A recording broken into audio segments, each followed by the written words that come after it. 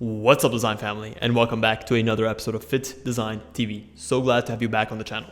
On today's episode, we'll be taking another dive into the world of leathers. We've done a separate video in the past where I've taken you through the complete overview of everything you ever wanted to know about leather, where it comes from, how it's graded, and ultimately how to identify fake from genuine leather. On today's episode, we'll specifically be looking at the different types of exotic leathers available in the market. And again, we just previously did another episode where we went through more of the mainstream ones, so definitely take the time to check it out. I think that episode was a really good one, and it's a great one to watch either in comparison to this one or right after it.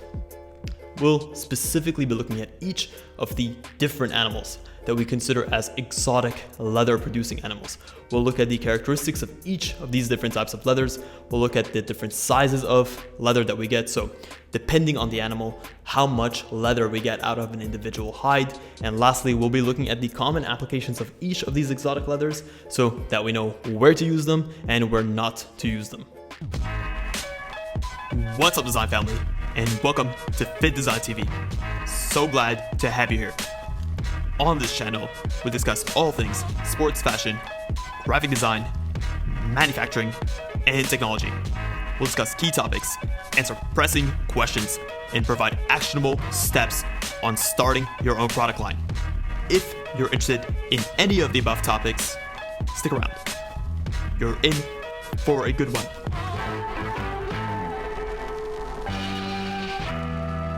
When it comes to exotic leathers, we'll start off strong. The alligator leather. This is, in my opinion, the quintessential exotic leather.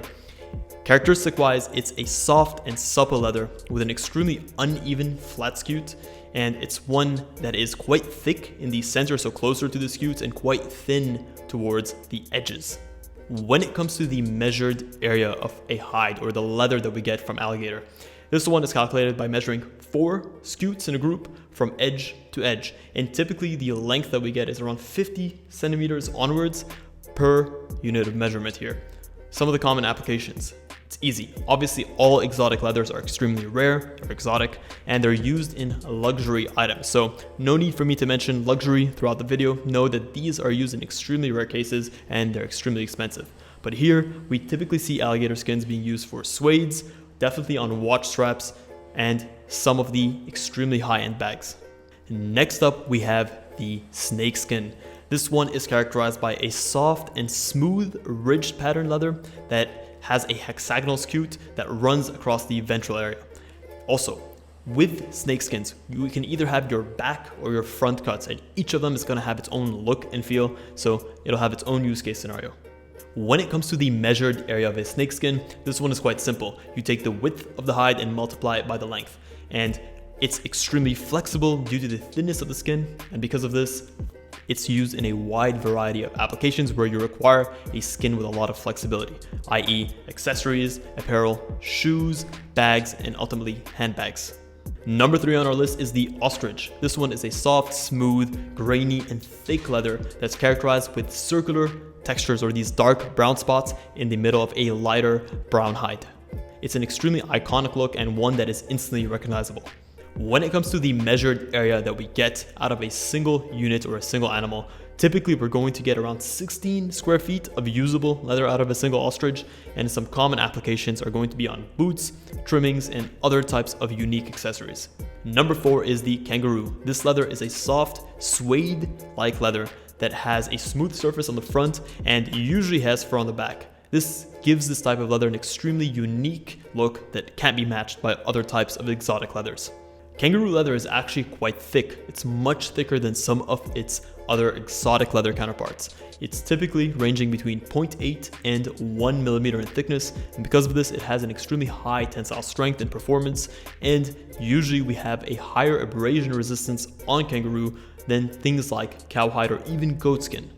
Some common applications that we get out of kangaroo skin are things that require this type of durability. And for this, we have upholstery, so the upholstering of furniture, shoes, things like military boots that are going to be put through their paces, football boots as well, and lastly, accessories. Number 5 on our list is eel. This one is characterized by a shiny, soft, and quite thin leather that's formed with small patches and typically is seen with a straight line running down the middle. Eel skins are also quite thin, but also quite durable at the same time. Also, there's no consensus over the typical measured area of a single eel skin because they do vary in size so much, so bear that in mind. But some common applications that we typically see eels used for are going to be for things like upholstery, apparel, accessories, wallets, and lastly, handbags. Number 6 on our list is the deerskin. This is an extremely soft and supple leather with an obvious grain, making it quite similar visually to something like a goatskin. This type of leather sometimes is even characterized with bullets, especially on wild deer because of the way that they are actually hunted in the wild. Characteristics wise, deerskin is actually, or it showcases a high tensile strength performance and is quite abrasion resistant, so this makes it a great contender for creating lightweight one-piece outerwear apparel. Also, when it comes to the measured area, different deers differ in sizes, so again, there's no consensus over how much leather you get out of a single deer. It all depends on the method of extraction and the specific animal itself. Number 7 is the Stingray. This one is a smooth, durable, and quite rigid leather that has tiny round bumps on the surface. Hand feel wise, it's extremely smooth. It almost has a coated feel to it. Because of this, it's quite actually flame resistant and has a siliceous layer that helps it with its flame resistance performance. When it comes to the measured area, from a single Stingray, we're typically getting between 0.8 and a single square foot of actually usable leather. Because of this, the leather that we get out of Stingrays is extremely rare, and this makes it one of the lowest yields out of all the leathers that we actually discussed on today's episode. When it comes to its common applications, again, we're going to see it being used for bags and for higher end wallets. Number 8 on our list is the lizard skin. This one is one of my personal favorites just because of how unique it is, and there's really nothing out there that can match it in terms of its physical look and feel and its visual characteristics. It's characterized by a papery, grainy leather that has shiny, small scutes on the surface.